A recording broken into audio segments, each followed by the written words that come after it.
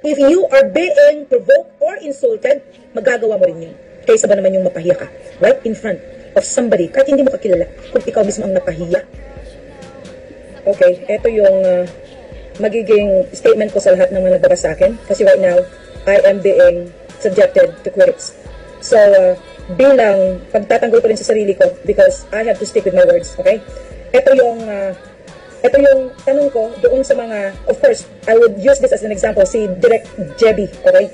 I use this as an example para at least kung ano yung mga questions na kailangan pang malaman ng iba, bakit mas pinili kong pumanig doon sa police? Well, eto na yun. Okay? But I have to state also kung ano yung side niya bago yung side ko.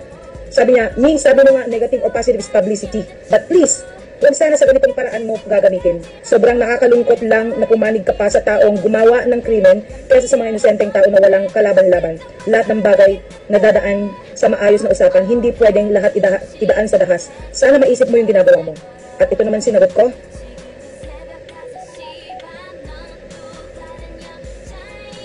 The old woman triggered the police. Kahit sinong ama binastos sa harap ng anak na tiningala ang identity as a policeman, hindi pwedeng tatayo na lang siya bilang ama, lalo na't sinabihan ang anak na I don't care, Alright? Case to case yan. Maliwanag sa video, it is the cause and effect. Pulis ka man o hindi, mangyari yan, kahit pulis ka o hindi. Once na na-trigger ka, once na na-provoke ka, you have to do something. May paglaban mo ang iyong dignidad bilang tao, o kaya kung ano man yung posisyon mong ginagampanan. Okay? So, case to case yan, maliwanag sa video, it is the cause and effect, pulis ka man o hindi. Kaya hindi na baling gumawa siya ng ikakukulong niya. It was his decision na hindi na baling siya ay gumawa ng ikakukulong niya. Huwag lang siyang matanggalan ng bayad bilang pulis sa harapan ng anak niya. Yun lang yun. Hindi ko sinabing tama ang ginawa niya. He was aware na mali ang pumatay, kaya nga siya kusang sumuko sa siya. It was his decision na pumatay na lang kaysa matanggalan siya ng bayad.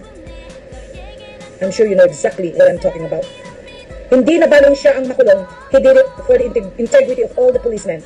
Otherwise, lahat na lang ng mga pasaway ay sasabihin, I don't care, That is my opinion, so respect it.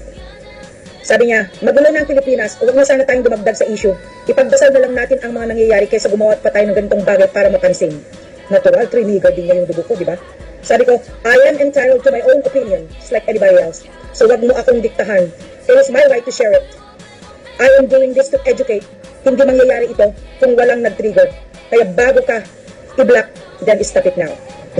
Bago ko siya i-block, then he has to stop it now. I'm talking about Direct Jebby Reyes. Okay? There is always a reason why things happen.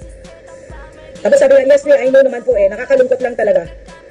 So sabi ko, at hindi rin ako magagalit sa'yo kung hindi mo ako pinapakialaman. Sino ang hindi nalulungkot? Mas gugustuhin mo bang makita ang mga pulis na tutunga-tungangan na lang pag sinabihang, I don't care, Pag may mga pasaway na katulad nila? For example, kung lumapit ako sa pulis dahil ayaw lumayas noon yung nag-detonate lately na kuya ko, at I don't care, din ang isinigot niya. I was referring to my kuya. At ayaw lumabas ng bahay ko, at hinayaan na lang ng mga pulis na ganun ang sinagot niya. Panagay mo ba may silbi pa sa akin ng mga pulis na yun kung pinairal nila yung pagiging syunga-syunga lang na hindi umaksyon? So, ipinakita lang ng mga pulis na kahit ikakakulong na niya, okay? Balikan natin yung, I'm referring to this policeman. So, ipinakita lang ng pulis na kahit ikakakulong na niya, bigyan lang niya ng aral ang mga taong pasaway para matutong gumalang sa pulis para hindi na ulit mangyari ang ganitong klaseng krimen. So, mamili kayo. Mas gugustuhin niyo ba na every time na nagre-responde na ngayon ng mga pulis lang, katulad ng pag-responde nila sa kapatid ko, sa away namin ng kapatid ko, na ayaw nang lumabas ng bahay dahil pinapawais ko na siya after na binigyan ako ng death threat, libel, extortion ng pera. Hahayaan ko na lang ba na ako yung nandoon sa labas at pagalagala na lang ng parang aso dyan kung hindi nag-responde ang mga pulis? So, in every situation, always look at the other side of the story and see what went wrong para ikakapulutan ng aral. Focus on the target issue, bakit humantong sa barilan. And I don't care kung anong nakaraan ng pulis. It could happen to me, to you, or anybody else. Kung walang magpo-provoke, walang magre-react. Nagkataon lang na pulis yun. Nagkataon lang na nagkaroon siya ng mga kaso in the past. But the past is not the issue here. It's about what exactly happened right that moment. Okay?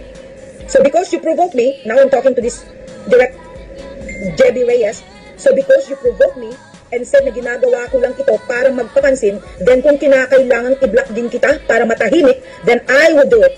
So ganun din ang ginawa ng pulis para mapatahimik na lang yung mag-ina. He had shut them up by means of killing them. O, diba? Yung way ko para matahimik din ito kasi ininsulto niya ako, prinuvoke din niya ako para makapagsalita against him, then I could easily block him. Well, same idea that policeman could easily kill also para mapatahimik na lang kung sino nag-insulto at nang provoke sa kanya.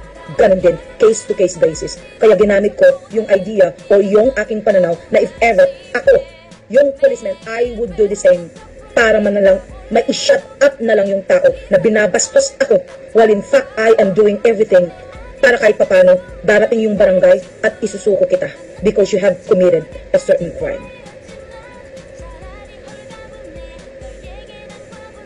So I said end of the story. Okay? And the learning lesson, do not insult or provoke a person. It's either you're going to be a policeman, it's either you be somebody who's just an ordinary person, you're a professional, or you're just a beggar or whatever. If you are being provoked or insulted, magagawa mo rin yun.